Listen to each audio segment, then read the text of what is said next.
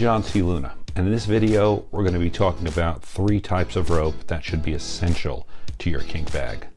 Now, I've been doing several videos on roping, on how to tie certain ties and stuff, and I use rope for a lot of different things. I use it for aesthetics, maybe put a dress on my wife or girlfriend for tonight to go out to a club in.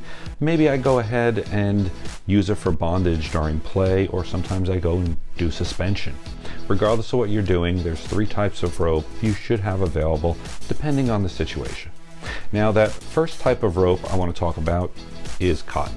Yes, cotton. The same thing that your t-shirt is made out of. It is pretty much the same material. It comes in all these different colors, and just like t-shirts, it's fairly inexpensive. So if you need to cut this up or do whatever with it and have to throw it away, it really isn't that expensive. However, one of the interesting things about cotton rope, and I do a lot of aesthetics with cotton rope, is just like your t-shirt, it absorbs sweat and water. So if you're doing a scene where you're going to sweat a lot or bring water into it or lube or something, this will absorb it, and that will change, again, the rope.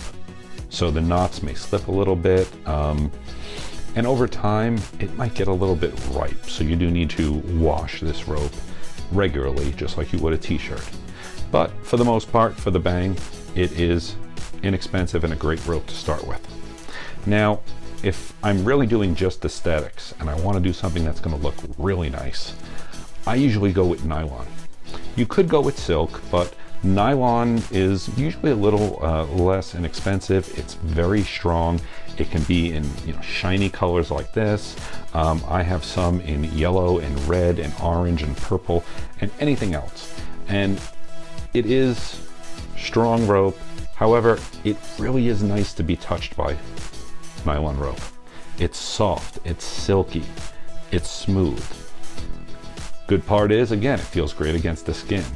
The con to it is that your knots have to be doubled, because most of the knots we use in bondage or suspension is going to be friction knots. And as you can tell, there's not going to be a whole lot of friction if your rope is nice and smooth. Not impossible, but just be aware you do have to double up on your knots if you're doing something you want to last more than a few minutes. But otherwise, this is great to go ahead and make an outfit for going out tonight, or just have some fun in the bedroom, or just to take some pictures in. Again, the colors are endless. Now, if you're going more towards the bondage aspect of rope, and maybe you want to suspend someone, obviously you need a strong rope, and preferably one that's not so slippery, because you want the knots to hold. Again, a lot of the knots we use in bondage are going to be friction knots. For that, I recommend using some type of natural rope, which could be hemp or jute. Either one is good.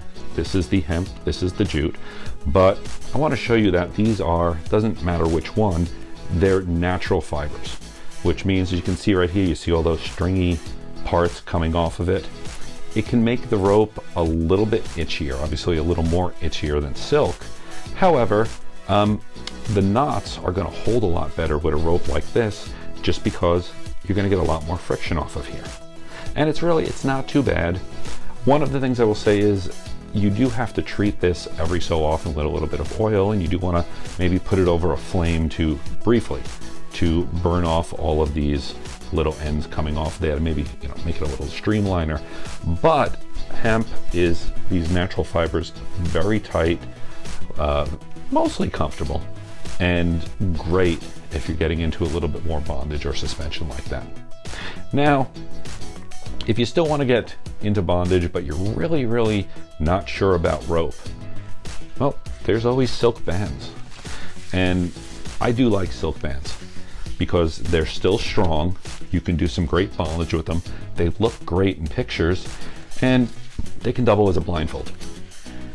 So you can have even more fun with that. But regardless of whether you're using silk, rope, cotton, whatever, please make sure you have a pair of medical shears around. And the reason I say medical shears is when I go ahead and a bottom's in trouble, panicking, wiggling, and I try to go ahead and do this, I can't cut them. It's very hard for me to cut them. That's why they're called medical shears. when a bottom's panicking because a rope is too tight, or maybe they're losing a little sensation because the tie was too tight, the last thing they need to see is someone pull out a knife. That's going to increase the stress in the situation, not decrease it. They're cheap, and there's a whole bunch of kits available at Fairvilla that actually come with some medical shears with the rope. So if you like this video, please subscribe to Fairvilla University YouTube. There's also fairvilla.com if you're interested in ordering some of these products. And I look forward to seeing you in future videos. Thank you.